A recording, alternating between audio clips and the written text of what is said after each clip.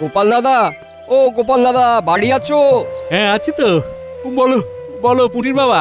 আর কি বলবো বলো, রোদে খরায় চাষের জমির যা অবস্থা, চাষ করা তো দূর, মাটি কোপানো মুশকিল হয়ে যাচ্ছে। হ্যাঁ গরমটা তো তীব্র, কিন্তু পেটের দায়ে কাজ তো করতেই হবে। হ্যাঁ, সে তো অবশ্যই। তবে গোপাল দাদা, তুমি একটু মহারাজের কাছে ব্যাপারটা জানিও, যদি আমাদের চাষি ভাইদের জন্য মহারাজ কিছু করেন। ঠিক আছে ঠিক আছে, দেখছি, আমি দেখছি কি করা যায়। দেখো, রোজ তো কাজ নিয়েই আলোচনা হয়, তা আজকে আমি চাই রাজসভায় একটু আড্ডা হোক, একটু গল্প হোক। হ্যাঁ মহারাজ, ঠিক বলেছেন। আড্ডা গল্প হলে মন ভালো থাকে, আর মন ভালো থাকলেই আপনা আপনি শরীর ভালো থাকবে। মহারাজ, একটা গল্পের আসর হোক না? হোক হোক, তাহলে কে গল্প বলবে আর কিসের গল্প বলবে? মহারাজ, গোপালই বলু, ও তোর নাতি নাতনিগুলোকে দিনরাত গল্প শোনায়। ঠিক আছে মহারাজ, মন্ত্রী মশাই যখন চাইছেন আমার কাছে গল্প শুনতে, তাহলে আমি গল্প বলা শুরু করছি। তা কিরকম গল্প শোনাবে গোপাল? আমি মহারাজ আজকে একটা ওই ভূতের গল্প শোনাবো। শাসন ছাড়া ভাষণ ছাড়া সভা হলো শুরু। গোপাল বলবে ভূতের গল্প, বুক করে দুরু দুরু। আমি তাহলে শুরু করি। হ্যাঁ, একদিন ঝড়ে একটা কাক মরেছিল, আর মন্ত্রী মশাই সেই সময় বলা শুরু করেন তিনি বিশাল জাদু শক্তি পেয়েছেন। গোপাল, আমাকে নিয়ে একদম মস্করা করবে না, আমি বলে দিচ্ছি। গল্পটা শুনুন না। তারপর থেকে যতবার ঝড়ে কাক মরতো, ততবারই মন্ত্রী মশাই নিজের ঢাক পেটাতে শুরু করলেন, সবই নাকি তার মহিমা। তারপরে কি হলো গোপাল? আরে এরপর তো শুরু হলো আসল কাণ্ড। একদিন রাতে সব মৃত কাকগুলোর ভূতেরা সবাই একটা সভা ডাকলো। তারা সবাই একটা আলোচনা করলো। এরপরে কি হলো? এরপরে মন্ত্রী মশাই একদিন রাতে জঙ্গল দিয়ে যাওয়ার সময় শুনতে পান কাকের ডাক। রাতে কাক ডাকছিল? হ্যাঁ, কাকের ভূত তো। তারপরে? তারপরে মন্ত্রী মশাইকে হঠাৎ অনেক কাকের ভূত তাড়া করে। মন্ত্রী মশাই পা হড়কে মাটিতে পড়ে যান। উনি বলতে থাকেন, বাঁচাও বাঁচাও। এ কি, মন্ত্রী কি মরে গেল? উমা, কাকেরা কি মন্ত্রীর চোখ তুলে নিল? যত সব।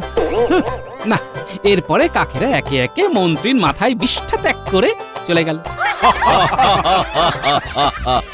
দেখলেন মহারাজ, দেখলেন? গোপাল আমার নামে উল্টো পাল্টা গল্প বানিয়ে বলল, আর সবাই খিলখিল করে হাসলো। তুমি রাগ করছো কেন বলো তো? গল্পের নাম হবে কাকের চাপে মন্ত্রী কাঁপে। এটা কিন্তু খুব খারাপ হচ্ছে। আপনি রাগ করছেন কেন? আমি তো শুধু মন্ত্রী মশাই বলেছি, আমি তো আর কৃষ্ণনগরের মন্ত্রী মশাই বলিনি। আমি চললাম, এই অপমান আর নেওয়া যাচ্ছে না, চললাম আমি।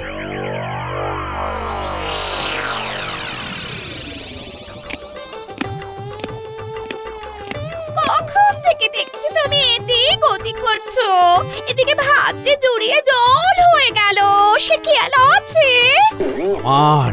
আমার শুধু এখন একটাই খেয়াল, প্রতিশোধ প্রতিশোধ প্রতিশোধ। একটা বদমাস গোপালের কপাল যতক্ষণ না পোড়াতে পারছি, ততক্ষণ আমার শান্তি নেই, শান্তি নেই, শান্তি নেই। আরে কি হয়েছে কি? আজকে রাজসভায় সবার সামনে আমাকে নিয়ে মজা করেছে সবাই সবাই, এমনকি মহারাজও খিলখিল করে হেসেছেন জানো। আর সেই কারণে তোমার গা চিরবির করে জ্বলছে, তাই তো? একদম তাই, আমাকে নিয়ে ভূতের গল্প বানানো তো, এবারে আমিও দেখাবো, আমিও। ওই দেখো, মানুষটার না খেয়ে দুপুরবেলা চলে গেল। আচ্ছা বটা ঘটা, তোদের কোনো এমন লোক জানা আছে যে কিনা ভূত নিয়ে ঘাটাঘাটি করে? এই মুহূর্তে না থাকলে কি হয়েছে, আপনি যদি বলেন তাহলে খুঁজে আনবো। গোপালকে আচ্ছা করে প্যাঁচ দিতে হবে, বুঝলি? বেটাকে বুদ্ধি দিয়ে কিচ্ছু করতে পারিনি, এবারে ভূত দিয়ে মজা দেখাবো। তোরা যা করার আজকে সন্ধ্যের মধ্যেই কর। আচ্ছা মন্ত্রী মশাই।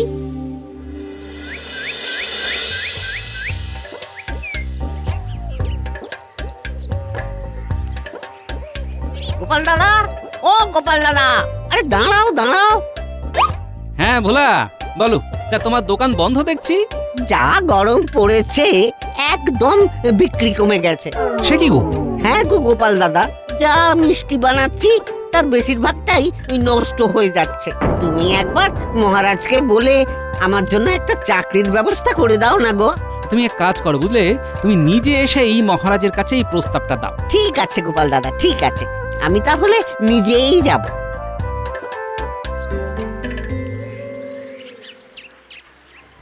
ও গোপাল দাদা, তুমি আমার ব্যাপারটা মহারাজকে জানিয়েছিলে?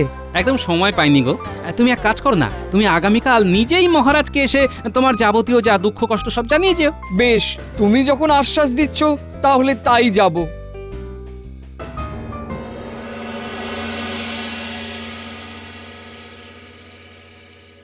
এ কি? আহা, আরে বটা ঘটা তো এখনো এলো না। ও আসবে না, ওরা তোমার সুসময়ের বন্ধু গো, সুসময়ের বন্ধু। বিপদে কেউ পাশে থাকবে না। তাহলে কি আমি হাত গুটিয়ে বসে থাকবো নাকি?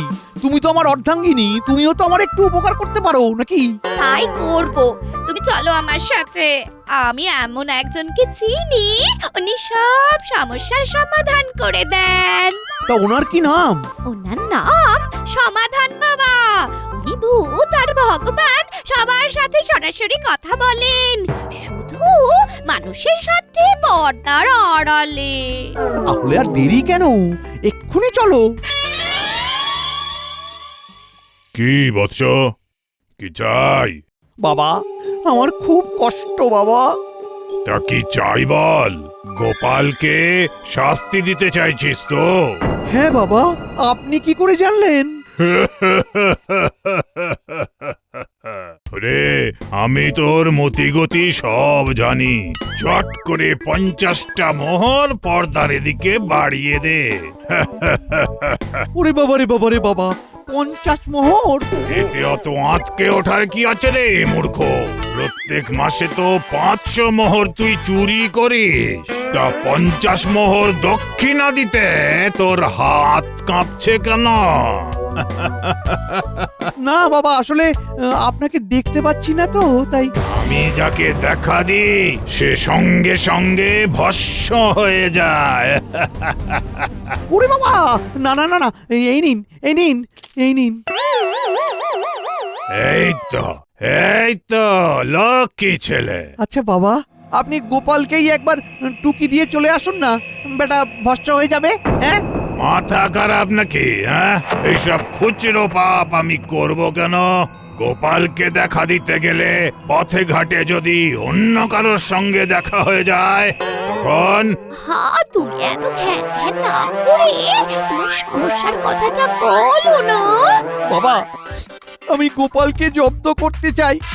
বেটাকে এমন শাস্তি দেব যেন কোনোদিন আর সূর্যের আলো দেখতে না পায়। আমার পিছনে লাগা, ওর পিছনে ভূত লেলিয়ে দিন বাবা। হ্যাঁ, শোন, আমার পোষা ভূত নিজে থেকে কারোর ক্ষতি করে না, তার কাছে যেতে হয়।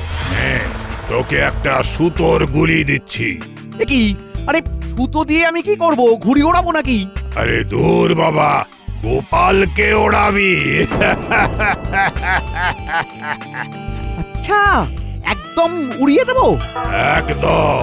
এটা গোপালকে দিয়ে বলবি, অনেক ধন্যবাদ বাবা, অনেক ধন্যবাদ।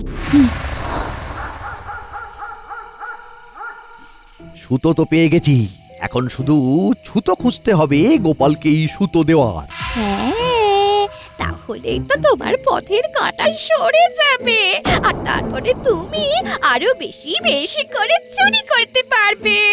ঠিক বলেছো।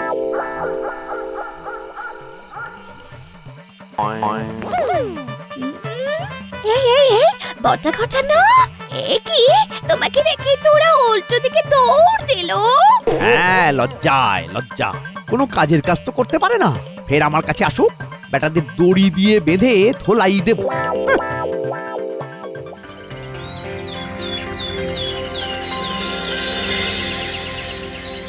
মহারাজ, অনেক সমস্যা নিয়ে আপনার কাছে এসেছি। বলো বলো পুঁটির বাবা।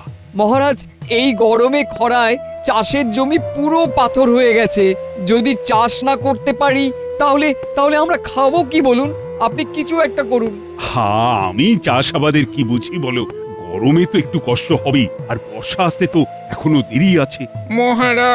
মহারাজ আপনি তো আমাদের মা বাপ, বিপদে পড়ে আপনার কাছেই ছুটে এসেছি। দেখুন যদি কিছু করতে পারেন। ঠিক আছে, তোমরা এখন যাও, আমি দেখছি কি করা যায়। মহারাজ মহারাজ আপনি একটু দেখুন, এই গরমে মিষ্টির দোকানে বিক্রি একদম কমে গেছে। রোজ আমার ওই শেষ দুধের মিষ্টি নষ্ট হচ্ছে। এ কি, তোমারও সমস্যা? হ্যাঁ মহারাজ, আপনি কিছু একটা করুন। একটা চাকরি যদি দেন এই কয়েক মাসের জন্য, তাহলে খুব ভালো হয়। ঠিক আছে, তুমি এখন এসো, আমি দেখছি কি করা যায়। মহারাজ, আমারও একটা সমস্যা আছে। সবার সব সমস্যা কি আজকেই দেখা দিল? না, আসলে সমস্যাটা পাঠশালা কেন্দ্রিক। এই গরমে বাচ্চারা পাঠশালায় আসতে চাইছে না। কি করা যায় বলুন তো? মহারাজ, আমাদের রাজ্য তো রসাতলে যাচ্ছে। এত লোকের এত সমস্যা, কিন্তু আপনি কিছুই সমাধান করতে পারছেন না। একটা ভাবনা চিন্তা করার সময় দেবে তো? ওসব ভেবে লাভ নেই মহারাজ, প্রজারা আগে। আর আমার কাছে এমন একটা জিনিস আছে যেটা দিয়ে আমাদের রাজ্যের সব সমস্যার সমাধান হয়ে যাবে। কি জিনিস? এই হলো এক জাদু সুতোর গুলি। এটা আমি এক সাধু বাবার কাছ থেকে নিয়ে এসেছি, কারণ আমি কদিন ধরেই দেখছিলাম যে আমাদের প্রজাদের অনেক কষ্ট। আচ্ছা, তাই বুঝি? তা এই সুতোর গুলি দিয়ে কি হবে মন্ত্রী মশাই? এই সুতোর গুলি নিয়ে রাস্তায় বেরোতে হবে, তারপর সুতোর এক অংশ ধরে থেকে গুলিটা নিজের মতন রাস্তায় ছেড়ে দিতে হবে। তারপর সুতো নিজের মতন পথ দেখিয়ে নিয়ে যাবে। একদম শেষে যেখানে গিয়ে সুতো থামবে, সেখানে একটা ছোট্ট টবে বসানো লেবু গাছ আছে। সেই গাছ যদি আমাদের রাজ্যে নিয়ে আসা যায়, তাহলে আমাদের রাজ্যের সব সমস্যার সমাধান হবে। বাহ বাহ বাহ, তাহলে তো ভালো কথা। এই সুতোর গুলি নিয়ে বেরিয়ে পড়ুন মন্ত্রী মশাই। যা, আমি কেন যাব? তুমি যাও, আমি রোগা মানুষ, অত হাঁটলে আর শরীরে কিছু থাকবে না গো। তাহলে গোপাল, তুমি বরং চাও। আমাদের রাজ্যের কল্যাণের জন্য মন্ত্রী এত ভেবেছে, এটা আমার দেখে খুব ভালো লাগছে। রাজ্যের কল্যাণ না আমার কল্যাণ, সেটা আপনি পরে টের পাবেন মহারাজ। গোপাল, আর দেরি করো না, বেরিয়ে পড়ো। দিন দেখি। আর হ্যাঁ, এই সুতো যতক্ষণ পথ দেখে নিয়ে যাবে ততক্ষণ এগিয়ে যেতে হবে। পেছনে ফিরলেই কিন্তু বিপদ। হ্যাঁ, তাহলে গোপাল, সাবধানে এগিয়ে যাও।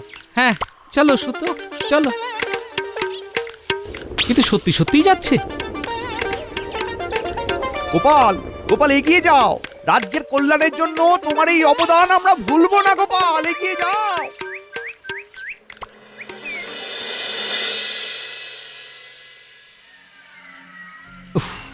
বড্ড খিদে পেয়েছে, খেয়ে নি। দেখি কি হলো, আমার খাবারটা কোথায় গেল? ওর খাবার আমার পেটে। এই এই কে কে তুই? হ্যাঁ, আমি ছায়াপু। দিনের বেলা ছায়া দেখা যায়, রাত্রি বেলা কিচ্ছু না। ভূত রাজ্যের দিকে যাচ্ছিস, তাই তোকে স্বাগত জানালাম। ভূত রাজ্য? তার মানে মন্ত্রী মশাই আমাকে জেনে বুঝে এখানে পাঠিয়েছেন? না বাবা, আমি বাড়ি যাই।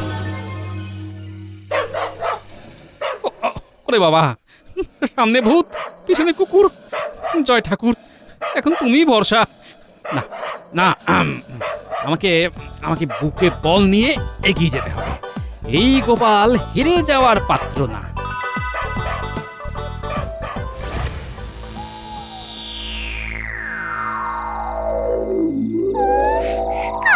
আমাদের রাজ্যে মানুষ এসেছে, আমার মজা হবে।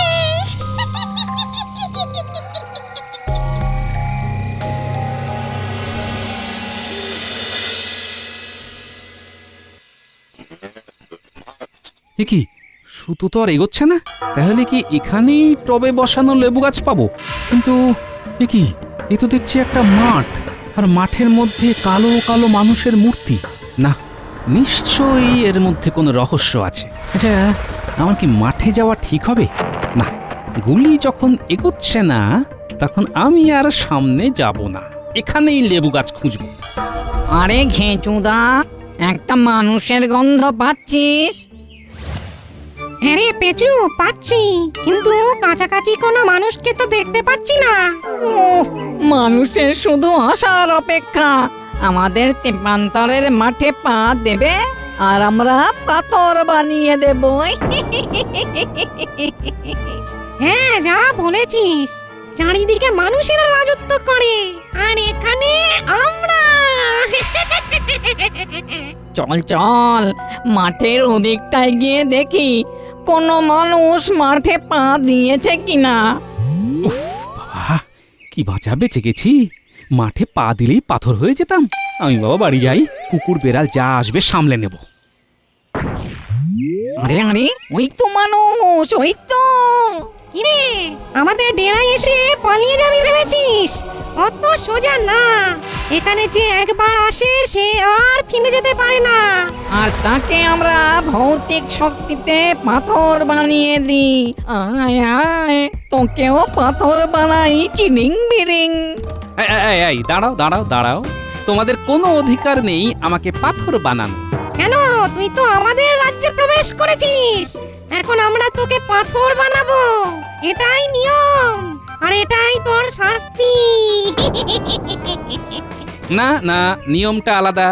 নিয়ম হলো তোমাদের রাজ্যের তেপান্তরের মাঠে যে পা দেবে তাকেই একমাত্র তোমরা পাথর বানাতে পারবে। হ্যাঁ, এতদিন তো জানতাম ওই মানুষরাই বদমাস, বেঈমান, ধোঁকাবাজ হয়। এখন তো দেখছি ছি ছি ছি ছি ছি ছি। এই এই, তুই কে রে? আর তুই আমাদের ভৌতিক ব্যাকরণ কি করে জানলি? সেই ইচ্ছে থাকলে সব জানা হয়। আমি যখন তোমাদের মাঠে পা দিইনি তখন তোমাদের কোনো অধিকার নেই আমাকে পাথর বানানো। সাব্বাস, বহুদিন পরে তোর মতন কোন সাহসী মানুষকে দেখলাম। উফ, ভূতের সাথে এভাবে যে কেউ তর্ক করতে পারে জানতাম না। হ্যাঁ, আর বাকিরা তো সব এসে আমাদের দেখেই অজ্ঞান। এই, তার তোর নাম কি? আমার নাম গোপাল, কৃষ্ণনগরে থাকি। গোপাল ভাঁড়। ও, শুনেছি শুনেছি, তোর কথা শুনেছি। তোর তো খুব বুদ্ধি, খুব সাহস। আমরা খুব খুশি হয়েছি। বল, তুই আমাদের কাছে কি চাস বল। না না, কিচ্ছু চাই না। অনেকটা হেঁটে এসেছি বুঝলে। যা খাবার এনেছিলাম তোমাদেরই কোনো এক বন্ধু খেয়ে নিয়েছে। এই, আমাকে একটু কৃষ্ণনগরে পৌঁছে দাও না, আর হাঁটতে পারছি না। বেশ বেশ, যা, এই নে, যা যা।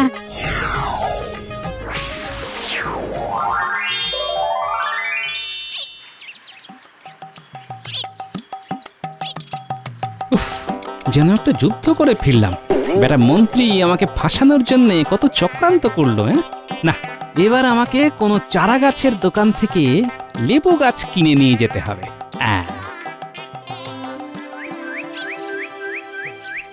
বুঝলি, গোপালের জন্য না খুব চিন্তা হচ্ছে। কোথায় যে গেল কিছুই তো বুঝতে পারছি না। অত চিন্তা করবেন না মহারাজ, গোপাল মরে গেলেও এই রাজ্যের কিছু যায় আসে না, বড় অনেক খাবার বেঁচে যাবে। ও যা পেটু। এই, একদম বাজে কথা বলবে না তো। মহারাজ, চলে এসেছি। এই নিন মহারাজ, পাতি লেবু গাছ। একদম ভূতেদের ডেরা থেকে নিয়ে এলাম। ভূতেদের ডেরা মানে? সে তো বেশ মজার ভূত মহারাজ। অনেক খাওয়া দাওয়া, গল্প আড্ডা হলো। ভালো ভূত, আমাকে দেখে খুশি হলো বুঝলেন। ওরা বললো এখানে যদি কোনো সৎ লোক আসে তাহলে ওরা খাতির করে, আর অসৎ লোক গেলে মেরে পাথর বানিয়ে। সমাধান বাবা তো এরকম কিছু বলেনি, এই মাটি করেছি। তা গোপাল, এখন কি করতে হবে? এই লেবু গাছ আপনি রাজবাড়ির বাগানে বসাবেন, আর বাকি সমস্যার সমাধানের কিছু উপায় জানতে পারলাম মহারাজ। কি? ওই ভূতেরা বলল চাষি ভাইদের এখন আর নিজের জমি ভাবলে চলবে না। সবাই মিলে একে অপরের জমি একটু একটু করে চষতে হবে। ভোলার ব্যাপারে বলল ওই গরমকালে মিষ্টি কম খেলেও টক দইয়ের চাহিদা অনেক, সে যেন দই বানায়। আর আমার ব্যাপারে? আপনার ব্যাপারে? হ্যাঁ হ্যাঁ, আপনার ব্যাপারে বলল রাজবাড়ির বাগানে তো অনেক ছায়া, যতদিন না গরম কমছে পাঠশালা যেন বিকেলে নেওয়া হয় আর রাজবাড়ির বাগানে নেওয়া হয়।